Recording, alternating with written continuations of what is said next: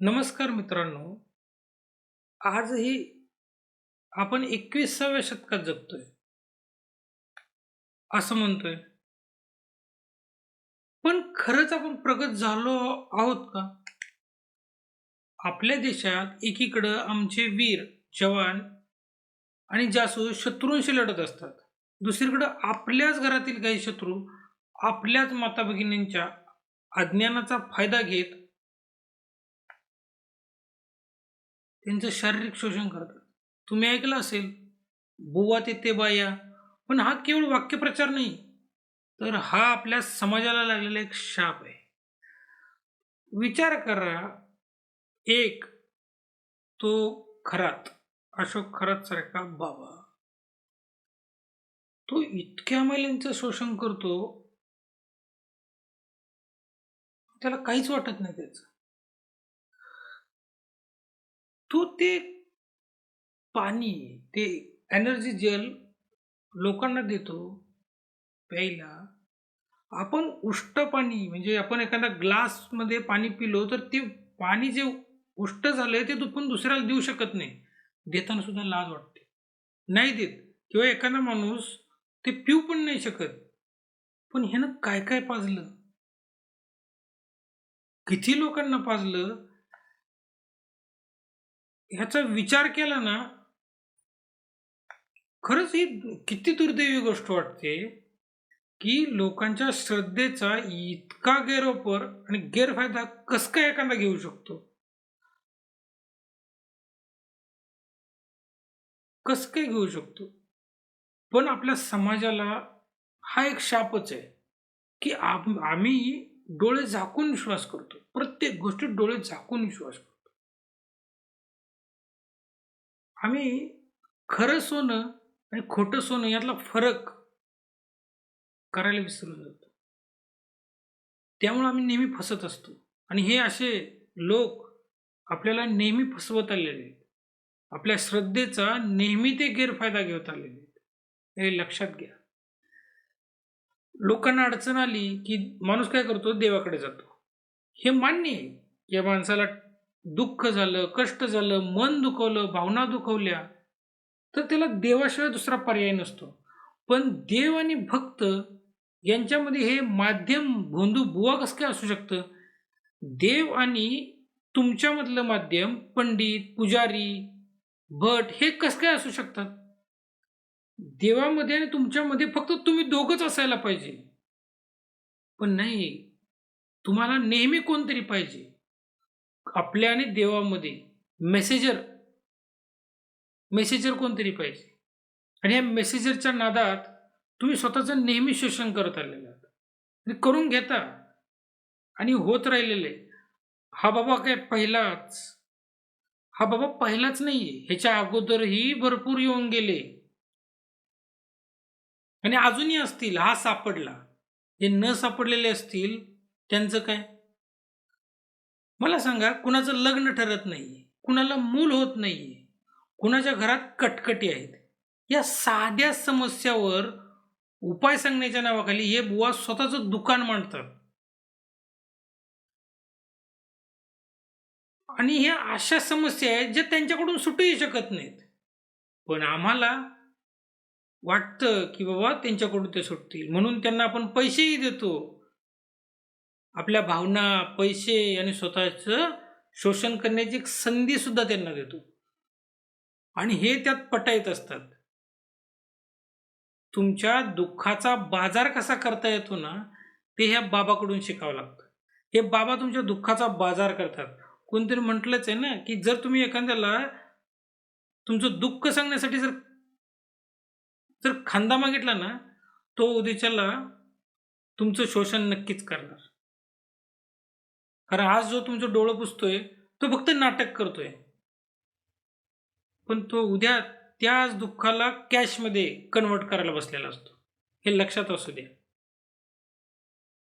आणि जेव्हा हे दुकान मांडतात ना, तेव्हा तिथं सर्वात जास्त गर्दी कोणाची असते? बायकांची. का? कारण आपल्या समाजात महिला आजही भावनिकदृष्ट्या आजही महिलांना भावनिकदृष्ट्या गुंतवणं खूप सोपं. सोपं जातं. याच भावनेचा फायदा हे नराधम घेतात. मग तो राम रहीम असो किंवा असा राम, फायदा तर ते घेतातच. का तर बायका भावनिक असतात.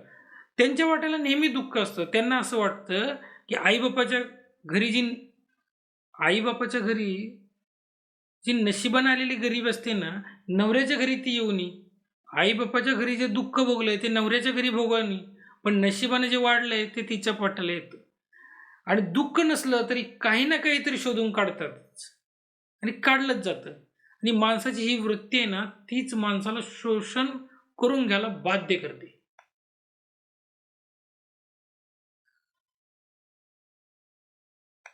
प्रत्येक माणसाची मानसिकता आहे ना, ही धुरंधरसारखी असली पाहिजे. भोंदूगिरीविरुद्ध लढण्याची हिंमत असली पाहिजे. तुम्ही धुरंधरसारख्या सिनेमात पाहिलं असेल, की शत्रू समोरून वार करतो किंवा छुप्या पद्धतीने येतो तुमच्यावर वार करायला. आणि हे भोंदू बुवा काय करतात माहिती आहे का? हे सुद्धा छुप्या पद्धतीनं वारंवार हमला करतात. हे सुद्धा एक देशाचे शत्रूच आहेत. फक्त एवढंच आहे, ते देशावरती हमला करतात आणि हे धर्माच्या नावानं आपल्याच धर्माचा अपमान करतात आणि आपल्याच धर्मातील लोकांना बाटवतात. त्यांचं शोषण करतात. अशा काही नालायकांच्यामुळं धर्म बदनाम होतो.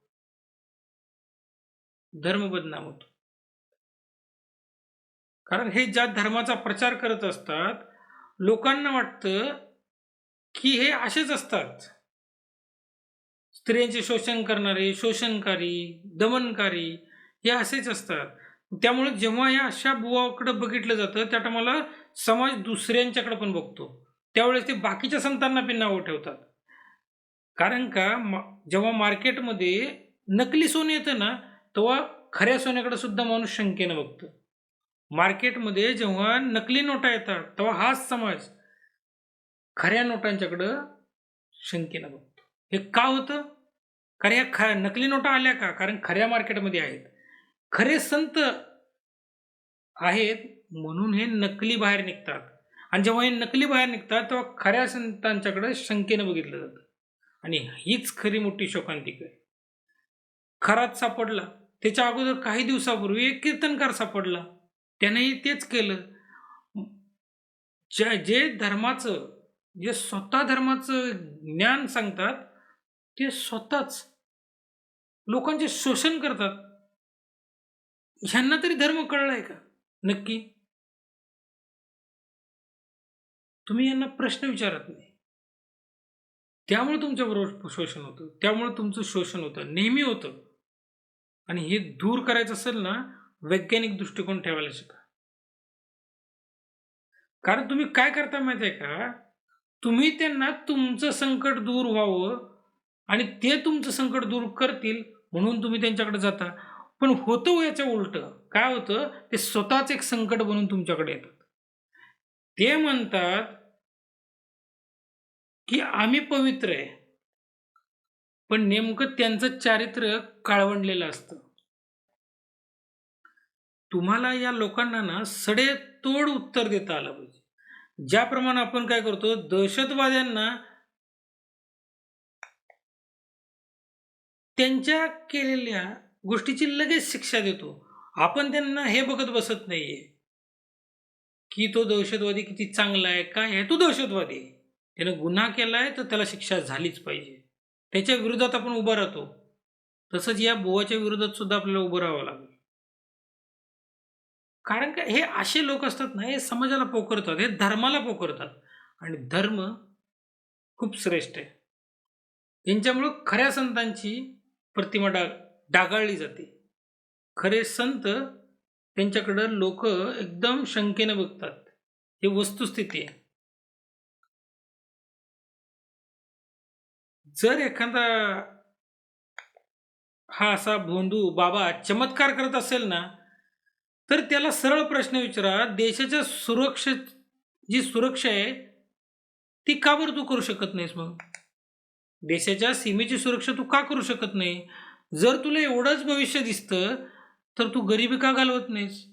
आणि तुला एवढंच ज्ञान आहे, तर तू स्त्रियांना एकांतस्थळी का बोलवतो? मित्रांनो, हे जाळं तोडायची गरज आहे. हे लक्षात घ्या. जनजागृती आणि निष्कर्ष काय असेल याच्यावर? आपल्या बहिणीला, आपल्या आईला, पत्नीला सांगा, देव हा तुमच्या श्रद्धेत आहे. एखाद्या बाबाच्या दरबारात नाही. शिक्षण आणि विज्ञानाची कास धरा जरा. कारण तेच तुम्हाला ना तर्क करण्याची बुद्धी देते. तुम्हाला लहानपणापासून सांगितलंय, पहिल्यापासून, की कीर्तनकार आले पाया पडा, भटजी आले पाया पडा, भटजी जसे सांगतील तशी पूजा करा. तुम्ही फक्त करत आले. तुम्हाला लहानपणी सांगितलं देवापुढे हात जोडा. तुम्हाला फक्त जोडायला सांगितलं, हात जोडायला सांगितलं. तुम्हाला प्रत्येक गोष्ट सांगितली. तुम्ही ती केली. का करायची कधी प्रश्नच नाही विचारला.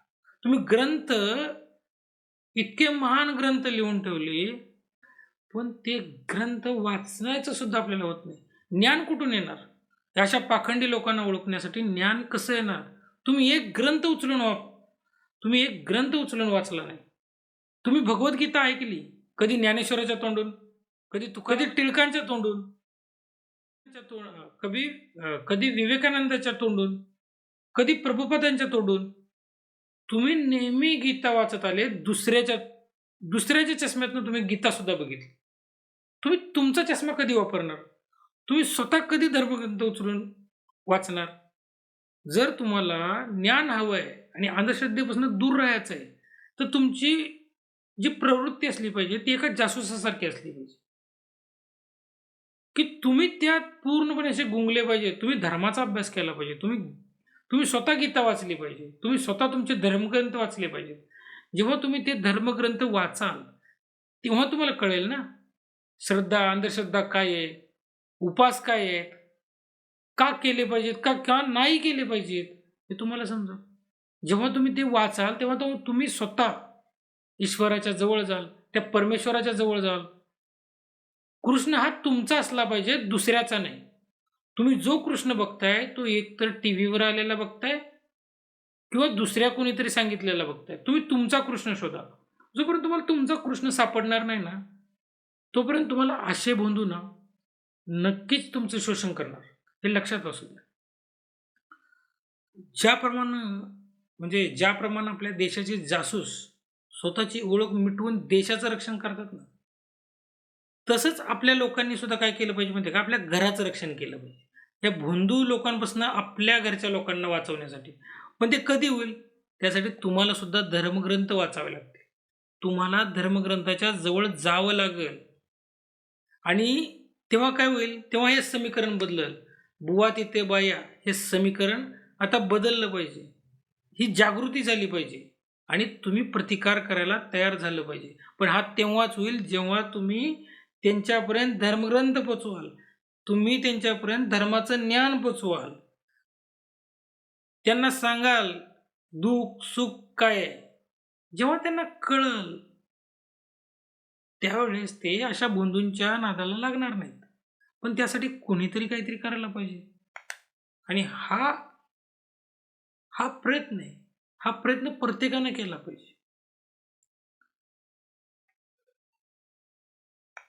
माझं असं म्हणणं नाही, तुम्ही श्रद्धा ठेवा, पण अंधश्रद्धा नका ठेवू. कारण श्रद्धा मार्ग दाखवते आणि अंधश्रद्धा तुम्हाला खड्ड्यात टाकते. हे लक्षात असू दे. देवावरती विश्वास असला पाहिजे. परमेश्वरावर विश्वास असला पाहिजे. आंधळा नसला पाहिजे. परमेश्वरावर विश्वास ठेवायचा आहे तर तो 100% परमेश्वरावर असला पाहिजे. तेव्हा जेव्हा तुम्ही धर्मग्रंथाच्या जवळ जाता ना, तेव्हा हे भोंदू लोक ना तुमच्या आसपास पण येऊ शकणार नाहीत. जेव्हा तुम्ही धर्मग्रंथाच्या जवळ जाल, जेव्हा तुम्ही गीता वाचाल, ज्यावेळेस तुम्ही उपनिषद वाचाल, त्यावेळेस लक्षात घ्या, तुम्हाला कोणत्याही भोंदूची गरज पडणार नाही. तुम्हाला कोणतं दुःख तुमच्या जवळ स्पर्श करणार नाही. म्हणजे हे हवेत उडून जातं असं नाहीये. जाणीव होते दुःखाची, पण ते सहन करण्याची ताकद येते.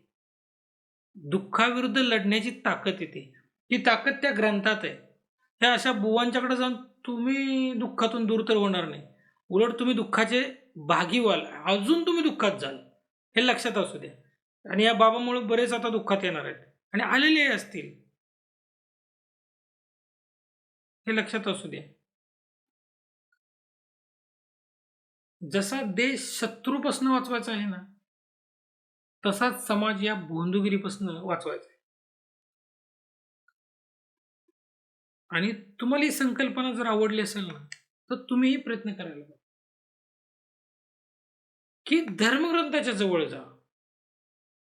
तुम्ही धर्मग्रंथ वाचा. स्वतः ज्ञान अर्जित करा. लोकांना ते द्या.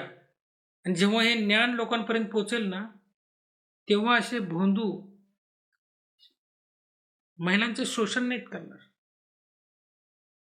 जे वासनेनं पीडित आहेत ना, हे लिंग पिसाट, हे लोक धर्माला बदनाम करतात. आपल्या देवांना बदनाम करतात, परमेश्वराला बदनाम करतात. आणि आपल्यालाच परमेश्वर माहीत नसल्या कारणानं आपण लहानपणापासून आपल्या बीजामध्ये ते रोवण झालेलं आहे, की पूजा कशी करावी, काय करावी? आपण कर्मकांडामध्ये अडकलो गेलेलो आहे. आणि कर्मकांडामध्ये अडकलेल्या व्यक्तींना कधी देवाची पूजाच करत बसतो. मंदिरातला पुजारी कित्येक वर्षापासून मंदिरात पूजा करतो. आजपर्यंत त्याला देव भेटला नाही. तुकारामाला भेटला. ज्या ज्ञानेश्वरांना मंदिरात प्रवेश दिला नाही, त्या ज्ञानेश्वरांना देव भेटला. देव त्यालाच भेटतो. देव भेटतो म्हणजे प्रत्यक्षात येऊन तुम्हाला भेटतो असं नाही. त्याची जाणीव, त्याची अनुभूती, तो प्रकाश, ती चेतना, ती शक्ती. जसं सूर्याचा प्रकाश आपल्याला दिसतो, पण त्याचं तेज दिसत नाही. तसं ते तेज ना, ते त्याच लोकांमध्ये प्रकट होतं, ज्या लोकांनी कर्मकांडाला त्यागलं, ज्या लोकांनी फक्त कर्मकांडापर्यंत अडकले नाहीत, पुढे गेले, खूप पुढे गेले. रमण महर्षीसारखे खूप पुढे गेले, ज्यांनी स्वतः आत्मसात केलं. परमेश्वर म्हणजे काय, त्यासाठी जिज्ञासा लागते. धर्म सहज नाही गोष्ट. त्यासाठी तुम्हाला आधी धर्मग्रंथ वाचावे लागतील. परमेश्वराच्या जवळ जावं लागेल. संकल्पना समजून घ्यावं लागेल. देव काय आहेत, परमेश्वर काय आहे, हे समजून घ्यावं लागेल. आणि जेव्हा तुम्ही हे सगळं काही समजाल ना, त्यानंतर तुम्हाला ह्या भोंदूंची गरज नाही पडणार. हे लक्षात घ्या. तुम्ही स्वतःच तुकाराम बनणार, हे लक्षात घ्या. जेव्हा तुमच्यात ज्ञानेश्वरांसारखी संकल्पना, ज्ञानेश्वरांसारखे विचार निर्माण होतील ना, तेव्हा तुम्हाला भोंदूंची गरज नाही पडणार. तुम्हाला फक्त आणि फक्त त्यांच्या ज्ञानाची गरज पडेल. हे लक्षात घ्या. संत तुकारामांसारखे महान संत होऊन गेले. त्यांनी कित्येक कटाक्ष मारलेत ह्या अशा भोंदू लोकांच्यावरती. पण आम्ही कधी संत तुकारामांना वाचलंच नाही. आणि जर आपण वाचलंच नाही तुकारामांना, तर आपल्यामध्ये ज्ञान कसं येईल? आम्ही गीता कधी वाचलीच नाही, मग ज्ञान कसं येईल? आणि जर तुम्हाला ज्ञान हवं असेल ना, तर तुम्हाला हे ग्रंथ वाचावे लागतील. ग्रंथ वाचावे लागतील, संतांच्या जवळ जावं लागेल. आणि जेव्हा तुम्ही संतांच्या जवळ जाल ना, तेव्हा तुम्ही स्वतः ज्ञानमय कोशाने भरून जाल. तुम्हाला गरज पडणार नाही भोंदू लोकांची. आणि जर वाटत असेल अजून पण तुम्हाला भोंदूंपासून वाचायचं असेल, तर संतांच्या जवळ जा. मग ते संत तुकाराम असू देत, नाही तर संत कबीर असू देत, नाही तर संत ज्ञानेश्वर असू देत, ह्यांचं साहित्य वाचा. भगवद्गीता वाचा, उपनिषद वाचा. जेव्हा तुम्ही वाचन कराल, ज्ञानबुद्धी वाढल, तर्कशास्त्र वाढल, तेव्हा तुम्ही तर्क करायला शिकाल. प्रत्येक गोष्ट तर्क करून नंतर त्याच्यावर विश्वास ठेवायला शिकाल. मग तुम्हाला कोणीही शोषण करू शकणार नाही. मग कोणीही तुमचं शोषण करणार नाही. उलट तुम्ही अजून शक्तिशाली बनाल, हे लक्षात असू.